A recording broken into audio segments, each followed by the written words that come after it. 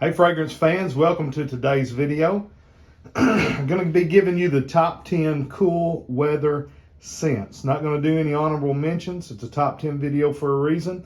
It's a point of view video for a reason. You don't want to look at me, you want to look at these fragrances. Let's get into it. Number 10, from the house of Dolce & Gabbana, it's the one. I know it's number 10, but it's the one. It is a woody spicy. What I smell in this on the top is a little bit of grapefruit, a whole lot of ginger, and then that tobacco and amber combination. I believe is what it is that gives this a boozy vibe. It is very smooth, and I like it a lot. If you've ever smelled, if you want a kind of a cheaper version, Zeno by Davidoff is a good, I think, similar fragrance to this, but this is probably where Zeno is a little more complicated. This is a little more smooth and a little more mass appealing. So number 10 spot goes to Dolce & Gabbana, the one. The number 9 spot, a classic. Everybody knows it. It's the original Paul Gaultier La Male. La Male is an amber fougere. What you get here is vanilla, lavender, and mint. Those are the main 3 notes. It's sweet, it's alluring, it's playful, it's a little spicy, it's a little youthful, although I think anybody can wear it. It's one of those that was worn to death 20 years ago, but a lot of folks is not wearing it anymore. I say bring it back out, and that's why I've got it in the number 9 spot.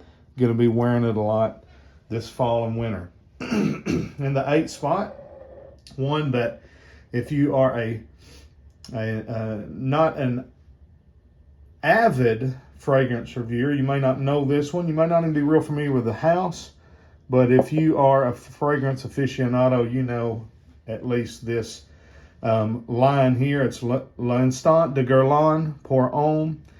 Lidge is known in the community. I don't have the Eau Extreme version. This is the Eau de Toilette. So it's a little tamed down, maybe a little more mass appealing. I'm not sure. I have smelt the Eau Extreme version. I liked it a lot, but they're all pretty similar to my nose, at least the ones I've smelled. With Lidge, it's a woody spicy. So of course you've got the spices. To me, even though it's not listed as a note, it's a little fruity. It's chocolatey. It's a little bit green in the dry down. You've got star anise, elemi, and cacao, and it is divine. There's not really anything in the designer market that I know of that is very similar to it. And of course, Guerlain, some people don't classify it. They classify it as niche because they're not a fashion designer, but they are a makeup designer. So you can put Guerlain in both categories. They have kind of a designer line, and then they definitely have some of the most exquisite niche fragrances on the market. But anyways, that is one of a few different Guerlains on this list. That is Lidge. At the number 7 spot, one that is very well known in the community, Bentley Intense for Men. Bentley for Men Intense, excuse me. I can't wear this in the spring and the summer. It's a little too heavy for that, but in the wintertime, it cuts through that cool weather, even in the nice brisk fall nights. You know this fragrance. It's warm, it's spicy, it's boozy. It is ambery, and it's what I imagine a guy who can afford to own a Bentley would smell like. It's very classy. It's very, again, kind of warm, maybe a little tobacco-y, a little boozy. Smell like a cigar and a glass of brandy, something like that. That is Bentley for Men Intense. All right, at the number 6 spot, going to go with Mont Blanc Legend Spirit. This is one that I don't know if it's because I got it around Christmas time, but this is one I always think of around Christmas time when we're getting together with the family. I've got a sweater on.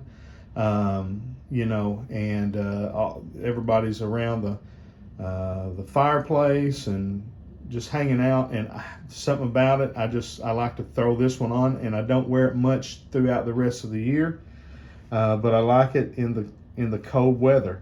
It is classified as a woody aromatic. Let me tell you this: it smells like the bottle looks. It's sweet and floral and musky. It's white like the snow and like the bottle.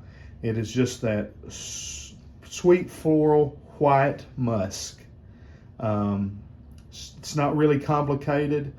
They say it smells a lot like the original Invictus, I think 2016. I've never had that one, but this one is a good, to me, cool weather fragrance. Smooth, maybe a little youthful. Anyways, it's good.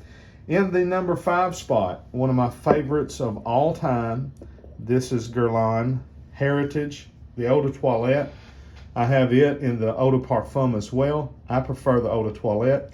One thing about the differences in Eau de Parfums and Eau de Toilettes, when we're talking about an actual concentration difference and not just renaming a fragrance Eau de Parfum, and it's not really Eau de Parfum concentration difference. In Heritage it is, so it's got more of the oil, it's stronger, but it's not going to project as much. There's not enough alcohol to shoot it off of your skin. That I have found, me personally, I like Eau de Toilettes a lot when I'm wanting other people to smell me. When I'm just wanting to smell myself, maybe I do like an Eau de Parfum. It sticks closer to the skin. It's going to last longer. It'll be there 10, 12 hours. But I really like this one in the Eau de Toilette. This fragrance has every note in the Apothecary. So there's no sense in trying to list you all the notes. It's a woody, spicy. If Bentley for Men Intent smells like what a man who owns a Bentley would smell like, to me, Guerlain Heritage smells like what the man who owns the Bentley factory or brand smells like. This is class in a bottle. If you don't own it, if you've never smelled it, get it. You can get a sample from me. You can get a sample of all these from me, Dillinger Designer Decants. Before I end this video, I'll forget, please make sure you like and subscribe. We're the smallest fragrance review channel on YouTube, and we need your help building this channel. This is absolutely worth it. Don't get it, smell it, and then think that you hate it, because it is so different than what you're used to smelling. Get it, smell it, pull it out every so often, go back to it. I think you'll fall in love with it. Not every fragrance is love at first smell. In fact, most of them for me are not. They're the opposite, and then I come back around. At the number 4 spot, Acqua di Gio Profumo. It's an aromatic aquatic. It's slightly aquatic. It's moderately spicy. What I get the most out of this, to me, that bergamot, incense, and patchouli combo gives it this sweet, dark, spicy, fresh, again, slightly aquatic, but it gives it that spicy, fresh quality that I think makes this the Dior Sauvage of the cool weather months. I think it's better than Sauvage in the cool weather. I think this is a great signature scent, easy reach for cool weather. This is what this is gonna make you smell the best of probably anything in your cabinet in those cool weather months as far as mass appealing Acqua di Gio Profumo. All right, coming down to the end, we're at the number 3 spot. My favorite from the L'Homme Ideal line, this is Guerlain's L'Homme Ideal EDT, the original. The EDP gets all the love. I have it, I have Sport, I have L'Intense. To me, none of them are as good as the original. The EDT is the absolute best. It's a woody aromatic. It has the sweetest almond / tonka combination that you'll find. It's the best almond fragrance I've ever smelled. But the leather and the cedar in the base gives it this warmth and this class. It makes it just, to me, the best signature scent, classy, dressed up, but you can wear this with jeans and a t-shirt, but this really goes nicely with a suit as well. This would be second to Acqua di Gio, I think, in mass appealing as well. I think it smells better, but we're putting it right there at number 3. Number 2, here's a darling, Dior Homme. This is the intense version. Really just whichever one you have, you can put in this spot. They all do the same job, they just do it a little bit differently. The Parfum, even the original, which I have right here. But I like this one. I think probably the best out of that line.